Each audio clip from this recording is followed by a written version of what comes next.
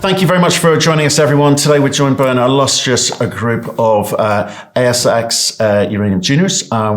We've got Brandon Munro, we've got Keith Bowes, and we've also got John Borshoff joining us. We're going to hopefully calm everyone down about what's happening in the marketplace, maybe remind you of some of the fundamentals of this story and some of the evolving stories as well, and indeed obviously find out what these guys are up to. So but before we do that, before that useful conversation, I'm going to ask each of you just kind of run through, give us a highlight of who you are, your story, and then we'll pick up some questions from there. So Brandon, do you mind kicking us off?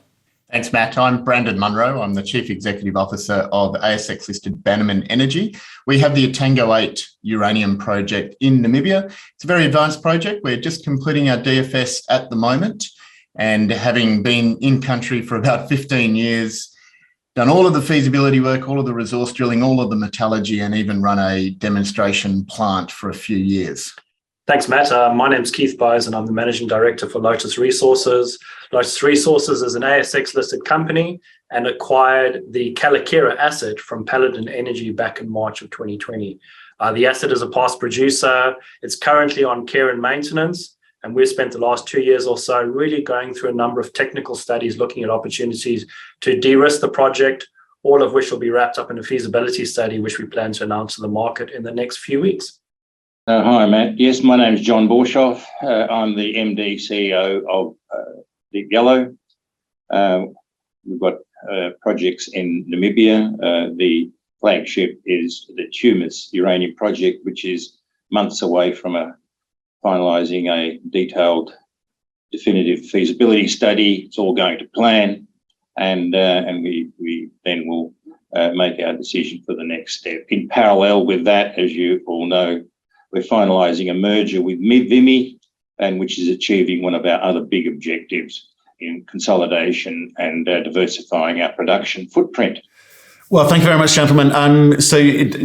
All projects in advanced state. Probably the next taxi off the rank will be these African players and developers. So I'm looking forward to having a conversation about that later. But right now, the imperative for most investors, and we've had lots of people writing to us, very, very nervous about the situation at the moment. Your companies have not been immune to this either. Stocks down across the board.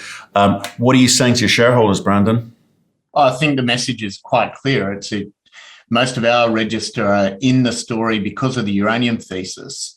And whilst broader equity markets have had quite a savage sell-off, and as you say, we haven't been immune to that, we've still held up pretty well. And so the message to shareholders is, if they're in a position to sit tight, then that's exactly what they should be. The story is as good as it's ever been. And as a company, we're moving forward.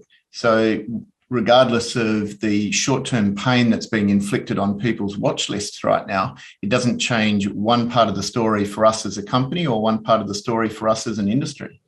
What about you, Keith? What are you saying to your shareholders? I think very similar to what Brandon's been saying. We're saying this is a short-term perturbation in the market.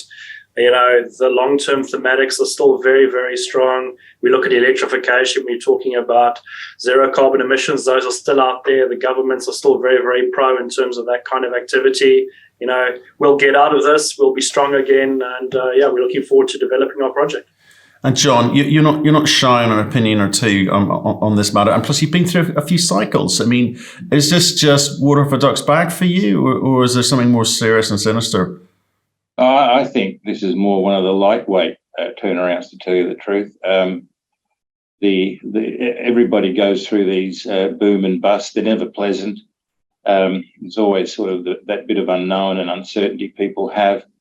But look, I think we've got a sort of a major crisis at all levels, inspired by not only COVID, but by climate, by politics, and it all sort of tends to come back on energy, uranium, renewables, what mix, and it's all I think very positive to uranium. We track for maybe 4 or 5 years the 50 companies that are in uranium to one degree or another. And from a low about excluding Kazatomprom, the 50-odd companies from about $7 billion total market cap up to, till 5 months ago, up to 27 billion. Now down to around about 20 billion. So it's really way up off the ground, and it's sort of a downturn on a basic bed of upturn, and I don't I think we should be comfortable that it will go back. It might take a while, but I don't think that should worry people. The turnovers in terms of shares trading on companies is remarkably low, not just ours, we also track the others. And so it hasn't been there are some downturns where there are absolute volumes going. But here as well, volumes are relatively light. So yes, people with margin calls or whatever they might have a bit of an effect, but most, I think, are sort of hanging on and as Brandon said, hanging in on the thesis.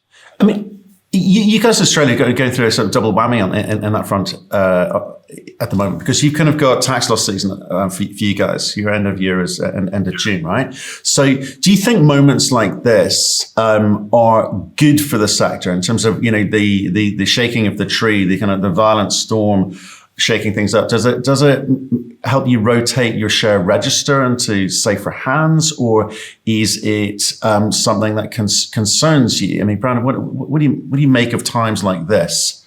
In principle, no distortion is good for any sector. So it's never comfortable to have volume driven by tax loss selling, and undoubtedly there is some. But to John's point, the volumes have been low, and I think what we've seen tracking, for instance, our share price, and the same can be said for certainly Deep Yellow and Lotus, is that most shareholders who've been in this thesis for a couple of years are still very heavily ahead. So it's not that we've done massive volumes at higher prices and there's a wall of shareholders out there who are looking to uranium names to try and buffer gains that they've made elsewhere. There might be a little bit of opportunistic tax loss selling. There might be people who think that they'll sell now and maybe buy back in a week's time and rotate their stock that way. In terms of a shakeout to safer hands, I think that's already been done by virtue of people who've bought into this thesis after doing a lot of work. And because we hadn't yet emerged as an investment case for generalist investors, we don't have that weaker hands, non-committed hands as a big feature of this sector. We're still very much driven, I believe, by people who've done a fair bit of work and been in this story for a while. We haven't yet had the taxi drivers advising people that uranium's the place to be, because of course, they are the people who will run first as soon as they see some red on the screen. You should move to London. They're full of advice still. I think I got some advice about a month ago from a taxi driver about investing in uranium. So I think it's coming, Brandon. Keith, you're just, so I didn't realize the feasibility study was so imminent for you. And people usually see that moment as an opportunity to gain some upside. So have you sort of seen a sort of changing of your register as a result? Do you expect some movement there? Or do you think, quite frankly, in this market, whatever you announce, people are just going to shrug their shoulders and go, whatever? I think there's a few things there, Matt. I think, as Brandon and John have both mentioned, there hasn't been high volumes going through on the Lotus register at the moment. So I don't think we've had a significant change in terms of our shareholders. I think the biggest trades we've seen, probably the biggest sales we've seen, is through these ETF funds that obviously have a mechanism in place that forces them to sell or buy based on share prices and all those types of things. That's really where we've seen our biggest volumes move through, rather than the institutions or the funds or even some of the big retails, the high net worths that we've got. The feasibility study is an interesting one. Obviously, high expectations from our side in terms of being able to put out what I believe is going to be a great study, showing all the great work that we've done over the last 2 years to address a number of the risk issues that are fairly obvious or well known in the industry. I do think that it's not the ideal environment to be putting out a study. I think that maybe people might acknowledge that it's gone out and say, oh, you guys have ticked the boxes as you said you were going to do, but we may not get the uplift that perhaps you were expecting a few months ago. But I'm still very, very positive about what we're going to achieve. And hopefully our share price in the next month or two will show that. John, are you worried about your share price? No, I'm always worried on behalf of our shareholders and how they perceive it. But in terms of the sort of the strategic sort of positioning in terms of where I think we can sort of give value to our shareholders, in that context, I'm not worried. And I think everybody should sort of look outside of their own silo and say, well, look, everything's gone down. The macro of lithium is great. Share prices torched. The macro of gas is up, and that's more immediate. So those effects haven't been so sort of impressive in terms of going down. But copper, a lot of them, uranium. So it's part of a general malaise, and it's not just picking on a particular commodity because of its issues with the technology at all. And I think that sort of recalibration will just come through naturally. And it's just look, just to come back, most of the pain is in the retail people who I feel most for, and the larger sort of private wealth guys, the institutions, they're sort of there, and they're not sort of pulling out. They're holding their funds. They're holding to the thematic. So and it's just to look a little bit beyond the immediate foreground and lift your eyes up a little bit and have a look toward the horizon and see. Sometimes it's small comfort, but it is real comfort when there's embedded value in those companies that are in particular commodities and positioned. But John, can I just stick with the kind of the ASX tax loss season component and how retail is behaving? I suspect that last 6 months have been pretty brutal for everyone, right? And for technology companies, even longer, about 9 months or so. And you've said you've sympathy for the retail and obviously how they're feeling, and I think that's right. But at the same time, it's about how you perceive the investment thesis and how you perceive the market in terms of deciding and defining your reaction to that, right? So it's negative if you're taking losses because you're not prepared to sit on this, but if you are prepared to sit on this, as you say, this is just a moment in time. And it comes back to saying, well, there is an energy crisis, and I think nuclear has a role to play here. So do you think people are thinking this through? Are they perhaps being too short-sighted and being sort of directors of their own position here? So, I mean, what would you say to people, I guess is what I'm asking, some of these retail people, in terms of what they're doing now, what they should be doing? So I think the downturn, we've sort of looked at end March, from February, and I don't think all that sort of sell down and selling in the sort of March, April, May period, even very early June, has got much to do with tax losses at all, people think, and do that within the last 2-3 weeks just to sort of get that adjustment.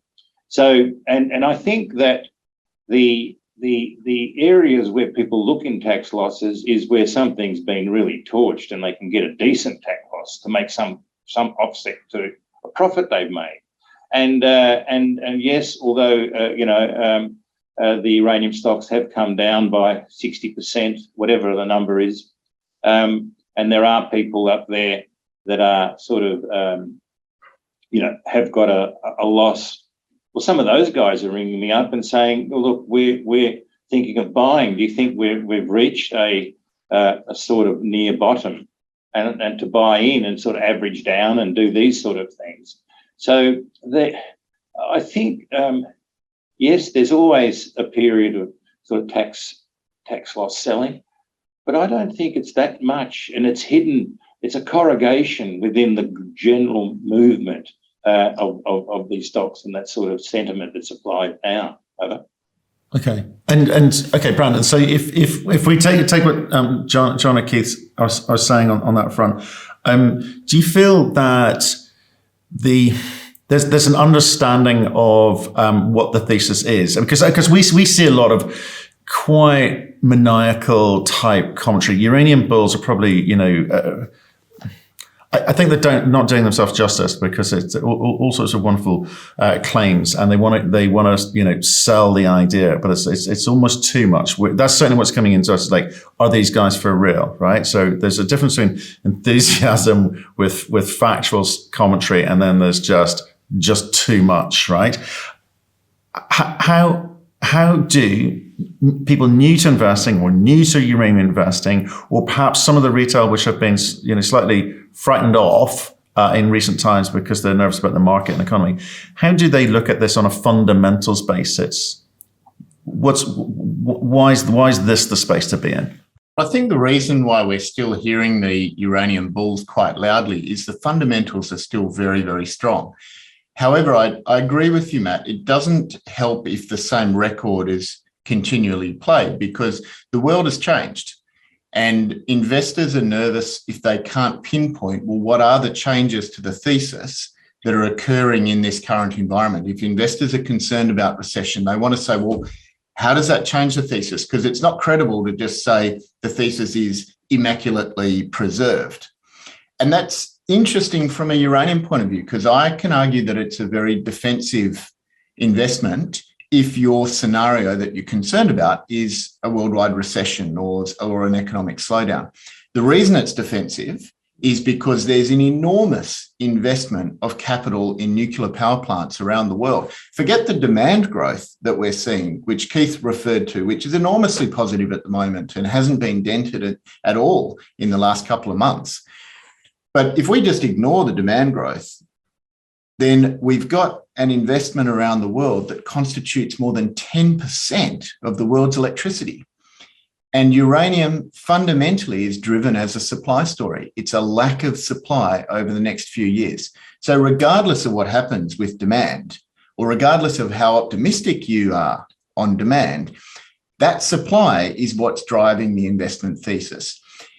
And even if you take the most pessimistic outlooks, or you're working on scenarios that are not even being talked about in terms of pessimism, here's where the defensiveness kicks in.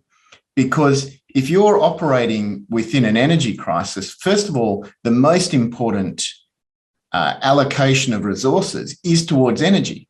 And even within the energy spectrum, the main cost of nuclear energy is its sunk capital. The cost of uranium is relatively insignificant. The U3O8 is typically 6 to 8% of the cost of the power. Compare that to gas, which is more like 65%. So you ask yourself as an investor, well, which energy source gets turned off first? And it definitely isn't nuclear power. And therefore that continuing demand for uranium is absolutely rock solid, regardless of which growth scenario you want to work with. And we saw that in the depths of the pandemic in 2020. Some energy forms were turned off. We had oil go to negative, and yet the impact on nuclear power demand was circa 5% in the across most markets. So it has changed, sure. The world is not the same as it was 6 months ago, but nonetheless, the thesis for uranium is still as strong. And for the reasons that John also mentioned, we've got tremendous winds that are pushing the thesis along, because nuclear power is becoming the preferred form of solution for the current energy crisis we've got. Except in Australia, where you've got a politician saying it's one of the most expensive forms of energy.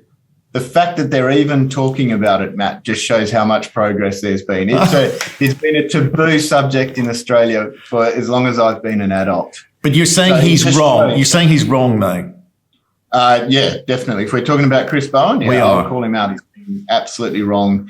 Either intentionally wrong because he thinks they're the sound bites that will resonate with the part of his constituency that he's trying to impress, or inadvertently wrong because he's receiving selected information that suits the narrative that he's looking to accomplish. Right. Okay. And Keith, I'm going to jump to you. Right. So we've been sort of talking about how retail investors change their behavior in moments like this. I want to understand, do CEOs, do companies change their behavior in times like this? my straight up answer would be no. I think, as we've tried to talk about previously, the macroeconomics or the thematics are still there. We're still in a very, very strong position from a uranium market perspective. Brandon hit on an absolutely critical point, I think, in that if you just have a look at the way things are going at the moment, what you might call the base load or so of the existing 495 reactors around the world is more than enough to be able to drive the demand that's needed from the existing or future producers coming online as well. So I think that's, really strong from that perspective. As we've mentioned before, and John's has, in all his experience, has been through this on a number of occasions. This is not even the worst cycle we've been through at the moment. So no, we're not changing our plans at all. We're still very, very confident about the market. We're very, very confident about our projects, and we're just going about and doing things exactly as we planned to do them 6 months ago, 12 months ago. So you've got no defensive strategy. Look, there's economists out there talking about we're heading straight on into a recession. As we've seen, that the market's not immune to conversation like that. You guys are not immune to conversations like that. And behavior has demonstrated that you guys are not immune. But yet at the same time, with this energy crisis that we're walking into, and we're talking about the return on investment on energy produced for nuclear is extremely strong case. But it's got to affect you guys, your company's behavior, your ability to raise capital, or does it? Basically, look at it where things are happening. The only CEO in uranium or any other commodity that would be worried is if he hadn't raised sufficient money to get him into the some oxygen in the tank.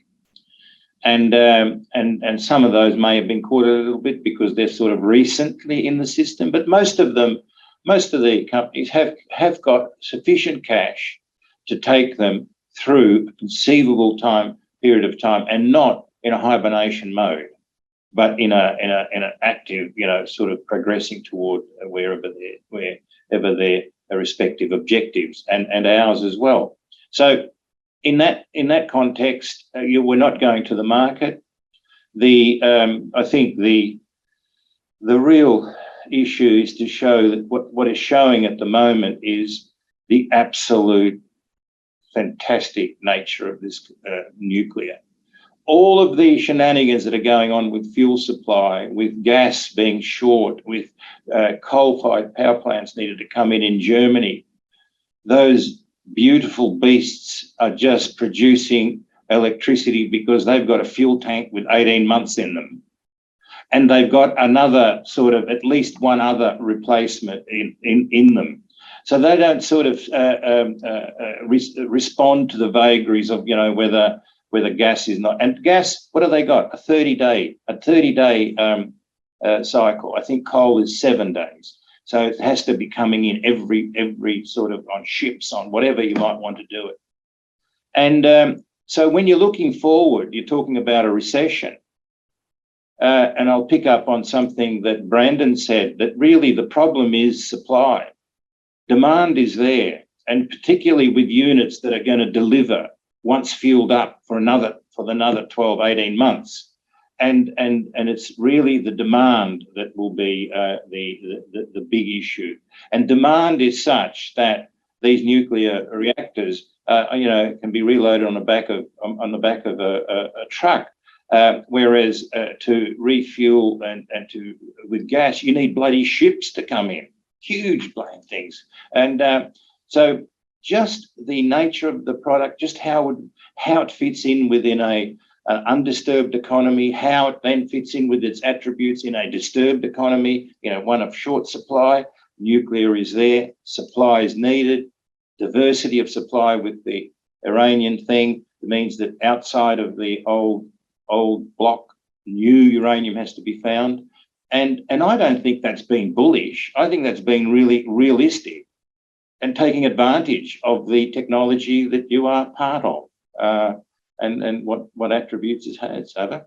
Yeah, and Matt, if I can just pick up on a point that John made about the capitalization. So in our case as Bannerman, we're better capitalized than we've ever been in our 15-year history. And we decided to de-risk that aspect of the company, knowing that we had a lot of work to be done going into production. So we're not losing any sleep about that. But from an investor's point of view, we've got 3 advanced developers on this call.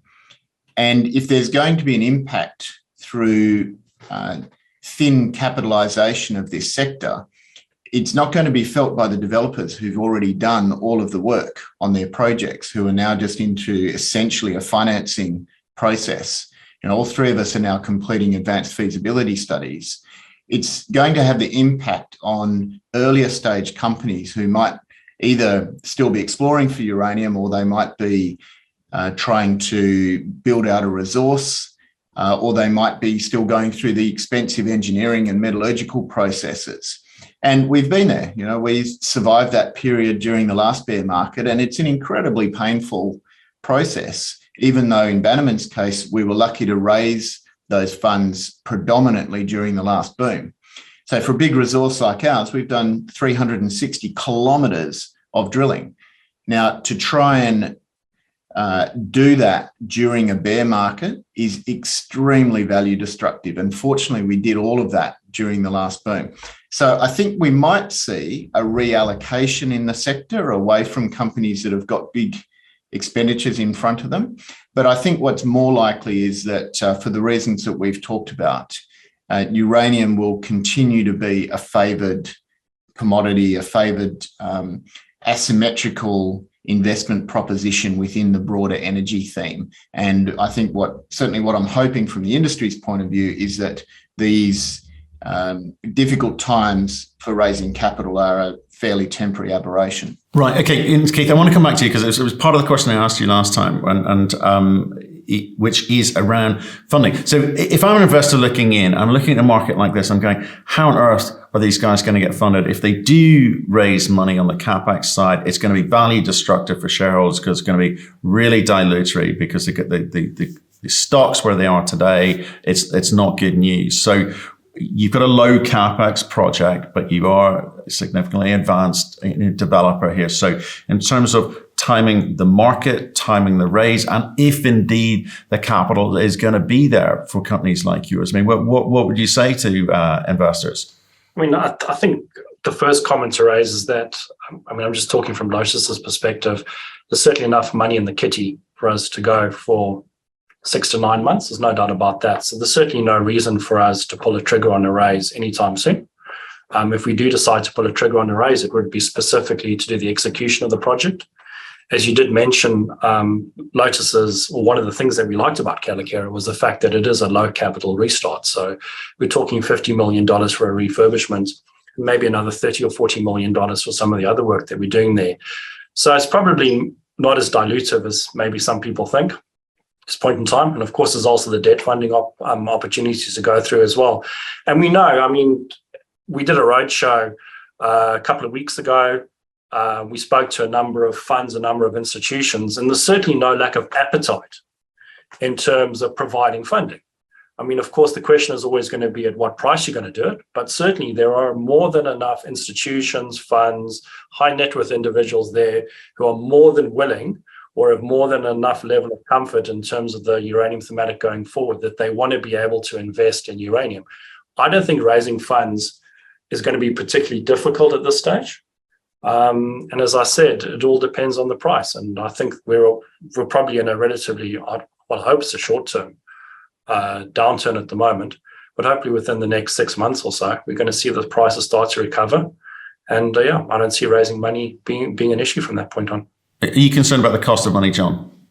No, only because we're approaching it from, and I agree with what Keith's saying, that we're out 2.5 years before we want to go into the market and still fill out what we want to do. But then look at, when you want to develop a project, which might come in sort of within, let's say, 2 years or 1.5 years, if the price is right. So where we're going is through quite a hard school of getting bank finance.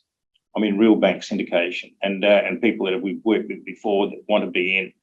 and there the money is cheaper by a significant amount, but you need to go through, Herculean sort of challenges and pass these sort of gates to qualify for that, which we're prepared to do because we've done it. Cost of capital is always a sort of a worry, but when you look at sensitivities of any feasibility study, when you look at the change of capital and all of that, it's quite a low slope, and it has an impact, and certainly it's something to watch for. But if you're saying that uranium price is going to get to the target of what each company wants, I think this year's nothing much will happen. It's a bit of mayhem. People are hoping, utilities are hopeful that this is not the real world isn't there. So, but eventually there will be the oh hell moment, and to say, well, we better stack up here. There's something conspiring against us, and that's the time. But John, we see again lots of commentary come into us, and people have their concerns, and that's fine. And what a kind of group of that thinking is, well, surely these high grade projects are going to get financed first because the margins are much better, aren't they? Well, how do you feel about that? Let me answer that question. It's so bloody easy. So let's talk about these ones that these North Americans constantly guffaw about. Well, the first project, the new project, is probably 10 years away. Doesn't matter what percentage, it doesn't matter what, it's just, you've got to understand it. All these little juniors there that have got their 10% intersection, £2 million, wacky-do at 600 metres. So it's the pitch, it's the story. Let's come to Africa now. And Africa and so now I'm saying North America is probably not going to have a new project 7 to 10 years minimum. Now Africa, now let's go to South America. That's absolutely not going to have anything new coming in. The whole Kazakhstan, they're just within the sort of frame, and they've got their issues. Australia is doable but hard, and Africa is the place that will be new projects in the next 2 to 6 years. And I'm not saying 6 years delay on some, but they will just phase in those that want to come in at that time. So here is a continent that can put new product into the planet, unlike any other continent. So don't give me your bloody 10% pitch blend and how this is going to change development. Yes, it will, but that's down the track. And that's why I think Africa is a standout in terms of what it will be able to deliver, or potentially it has got the ability to deliver in the near term, unlike any other continent on Earth, apart from Kazakhstan, and they got their issues. But can you make money? Can you make money? It's all low grade, John. I know you're stirring me now, and I know that, and I'm not going to bite, but I'm going to tell you that you only have to look at the feasibility, the studies, ours. Yes, we can. Okay. And it's not just grade is king. There's a lot of other things there that happen. And how do you think we got Kayelekera, Langer Heinrich, Paladin, 600 ppm, and it became a tier one producer. And at the $65-70, a good return. And so it's yes, we can make money. Okay. Brandon, can you anything to add there in terms of economics? I mean, look, absolutely. Grade is an important input into economics, but the advantage of us all being very advanced developers here is that we've got all of the inputs. So we've got robust economics that takes into account grade, but it also takes into account mining method. As John says, it's an awful lot easier doing conventional open pit than it is doing underground mining at a high grade, when it's robotic, when it's deep underground, when you're perhaps operating under a sensitive system. You then have metallurgy to think about.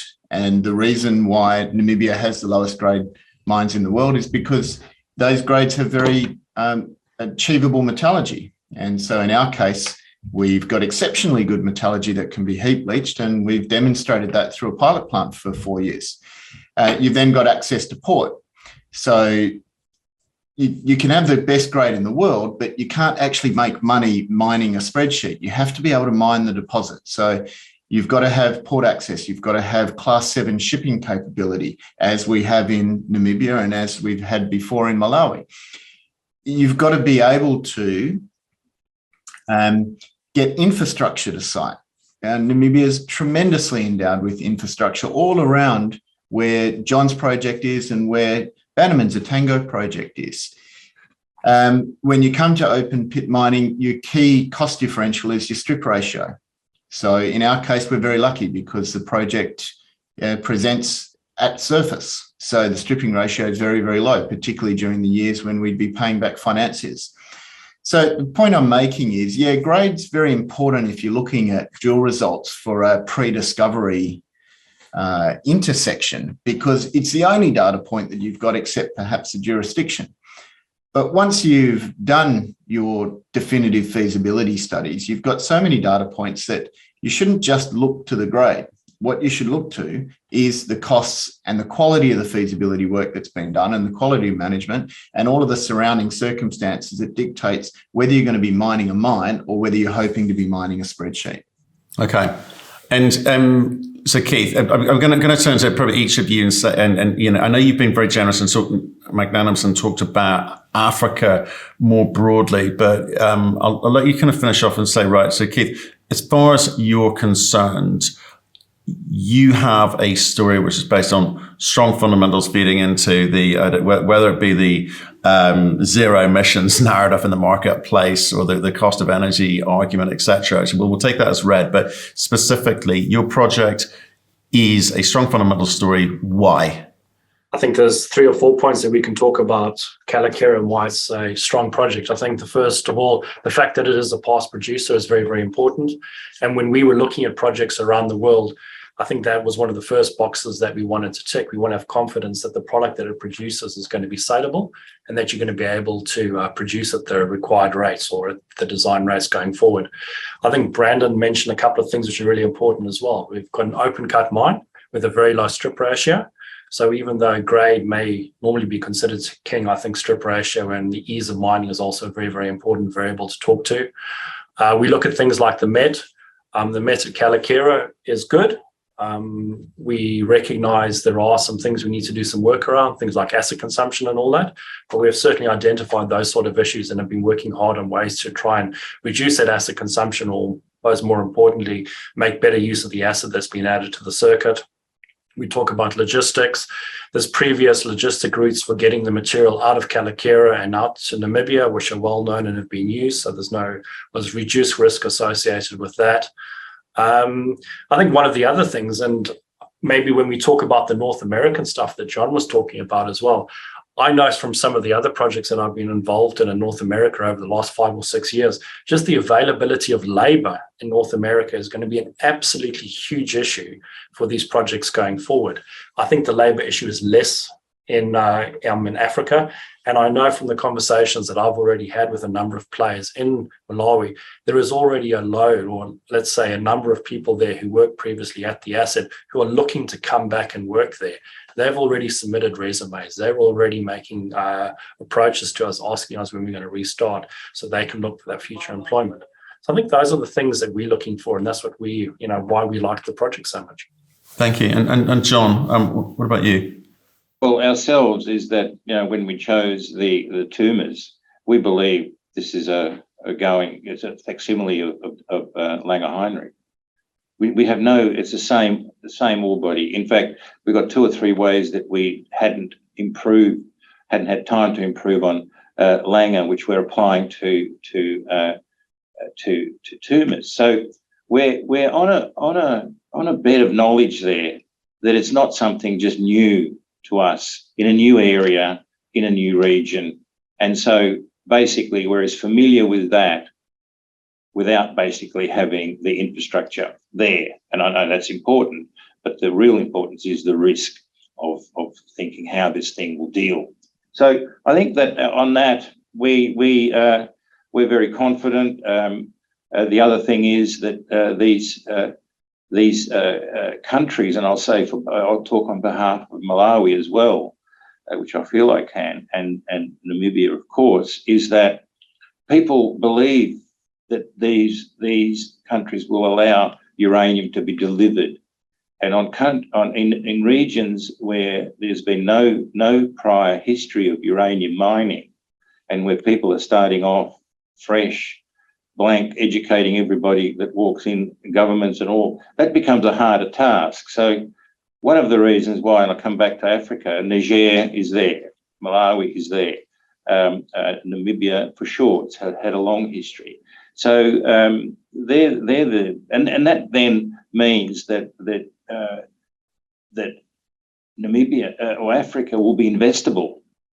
Because, well, okay, so what do you want? Do you want a project in the next 2-3 years when you need product, or wait somewhere for 8 years where you're just going to be rationing your plant because of lack of fuel? It all starts working to the favour of, yes, countries within Africa, but Africa generally will become more important and relevant in this time where the supply diversity is becoming an absolute essential and an imperative, in fact. So I think it's in a good space. I think, yes, the market is down, but there's the building and working to that future where if you really look at it and do even the own thing and say, right, uranium price has to reach certain levels by mid-late next year. And because why is that? Because you've got to look at those people who are wanting product, if they do sign up then for delivery 2 years later, and imagine what the supply demand thing is going to be then. And so there's good things happening, and a lot of these forerunners of mini catalysts like the mothballing, which didn't have the effect, even the Cameco one, the Sput, which showed people what can happen with a mucking around on the periphery of the supply in the spot market, but when they stop, it goes down. You imagine what will happen when the utilities have to come in, and that's the bull in me talking. Well, I appreciate that, and like I say, I think that the argument on the thesis is irrefutable. There's a lot going on, but it does unfortunately drag on a bit, despite the story improving on a daily basis. So I think that's possibly why there's a sort of nervousness in the marketplace from retail investors for sure. So I mean, Brandon, in that context, what the guys have said. So tell me, why is your story a fundamentals-based story? I think the feedback that we get from institutional investors who do the work is, I think there's probably three main attractions for Bannerman. The first one is just the scale and the leverage that brings. So Etango 8 will deliver on average 3.5 million pounds per annum, which is a big mine that can service 7 to 8 conventional size gigawatt scale reactors. So we've got a lot of relevance there. Now that's within a resource just at Etango of more than 200 million pounds. And we've got significant satellite deposits in addition to that. So that's the scale. Now the leverage, just to throw a number at you, based on our PFS, a 10% increase in our selling price assumption. So $65 is what we used. Add 10% to that and it generates a 47% increase in our post-tax NPV. So in a rising uranium price environment, when, as John says, prices absolutely need to re-rate, investors are very intrigued and attracted by that leverage. We can layer into that the capacity to expand our production. We previously conducted a definitive feasibility study based on a 7.2 million pounds per annum production rate from the same ore body. It just involves going deeper, faster. And that's something that we can look at as we're in production, as we are profitable, as we pay back our financiers, we can then expand, layering in an additional layer of leverage here to optimistic uranium price scenarios. The next thing that really resonates is we've got a lot of strategic upside with the company. We're in Namibia, we're advanced, we have our environmental approvals. And for reasons that are now plain to see in the current geopolitical melee, Namibia and uranium and nuclear power are enormously strategic commodities, and that makes us a strategic investment. And look, I think the final thing is we're on a path to development here. We're in the final throes of completing a definitive feasibility study with Etango 8. We're cashed up. We've got the money necessary not only to complete that DFS, but to move all the way through equity funding, the front-end engineering and design, and even into detailed design if the market isn't ready for us yet, or if we don't like the price that we're seeing. And with that advanced pathway to development, with the all of the environmental approvals to build the mine in place, we're moving towards delivering producible pounds into the sweet spot in this marketplace. And as we've all talked about on this call, this is a supply-driven story. And if you can't deliver supply, you're not part of the story. And that's what we can do. Brilliant. Thank you very much. And gentlemen, thank you all very much for your time today. It's sort of comforting hearing it from you. So for those... Hello. Yes? Hello. Go for it. Why his bloody company was good. What about these other two guys? In the sense that, sorry? What do you reckon your company is how it's situated and what it is? And then ask me why Deep Yellow is so fantastically situated. Go. I thought I did, and I thought you answered. But go for it if you have more to say, John. Delighted to hear you. Yeah. So basically, with Deep Yellow, we are doing things very differently than most other companies, and not to deride what they're doing. What we're saying is that we are developing projects like Tumas, which we know can get off the ground. We've got the teams, the credibility, both where we deliver to. People that know, and there's very few of those teams. But more than that, what I'm trying to do is develop a company with a multi-mine capability, which is, I think, what the industry really needs. With diversity in other countries, and we've got the management capable of doing that. And once you see the Rios of this world have disappeared, the post-Fukushima makeup of how uranium companies and where each will sit and what needs to be provided, and with our success now with Vimy, it puts us in a completely different category on a completely different scale, 2 projects ready to go within, say, starting in 2 years' time. And from there, we'll build on that with other acquisitions. Okay. Brilliant. John, no, so apologies, John. I thought I'd asked you. My fault. Well, look, and I'll say thank you very much to all of you now for your time, effort, your insight, your vast knowledge and experience. For those listening or watching this from home, if you're not invested in the uranium space, it's something that you want to think about in a high leverage type return, especially at today's levels, worth looking at. And if you're looking for companies with strong fundamentals, with teams who've built mines before, you can't go wrong looking at these 3 today. So Brandon Munro of Bannerman Energy, Keith Bowes of Lotus Resources, and certainly not last but not least, Mr. John Borshoff, of Deep Yellow. So thank you very much for your time, gentlemen. Thank you. Thanks, Matt. Thank you very much. Very enjoyable.